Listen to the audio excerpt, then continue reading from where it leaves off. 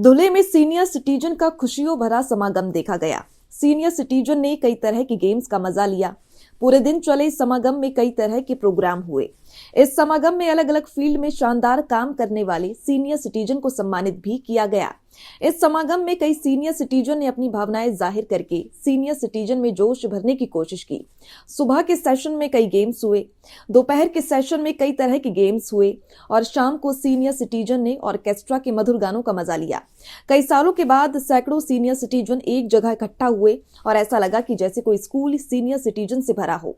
यह आनंद मेला Sane Guruji senior citizen association ने गोंडूर के निकम इंस्टीट्यूट में आयोजित किया था।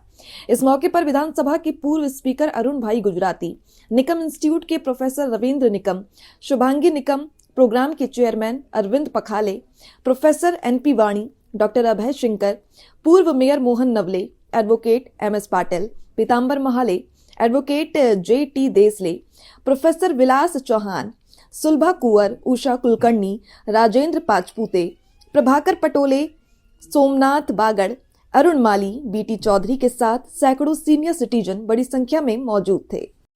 आपला आत्मविश्वास वाढवण्याच्या संदर्भातला हा कार्यक्रम आहे। जे सत्कार झालेत ते वयाचे सत्कार झाले नाही, ते वृत्तीचे सत्कार झाले, प्रवृत्तीचे सत्कार झाले, सेवाचे सत्कार झाले, गुणांचे सत्कार झाले। गुणस्थानम पूजिशून च लिंगम न च वयः। गुणांचा सत्कार करताना त्याची जात पात धर्म संप्रदाय वय काही बघायचं नाही। अशा पद्धतीचा हा सत्कार मला अत्यंत भावला, फार आवडला मला। मी अनेक कार्यक्रम पाहिले, पण तुम्ही ज्या पद्धतीने सर्वांचा या ठिकाणी सत्कार केला त्यांच्यातलं एक बळ वाढलं। एक इंग्लिश कोटेशन मला आठवतं। सिनकर साहेब तुमचं नाव घेतलंय की नाही मी माझ्याकडे। बापा बोलताना देखील जर कोणी म्हातारा म्हटलं तर त्याच्याकडनं पेनल्टी घ्यायची, कारण म्हातारा हा नकारात्मक शब्द आहे आणि ज्येष्ठ हा सकारात्मक शब्द आहे। हा सकारात्मक शब्द आपण वापरला पाहिजे। त्याने असं म्हटलं, childhood is a dream, young age a struggle and old age is a regret. त्याच्यात आपण थोडा बदल करूया। Childhood is a dream, young age a struggle and old age is great great. अशा पद्धतीने जर आपण केलं तर स्वतःला देखील फार चांगल्या पद्धतीने आपण काम करू शकतो।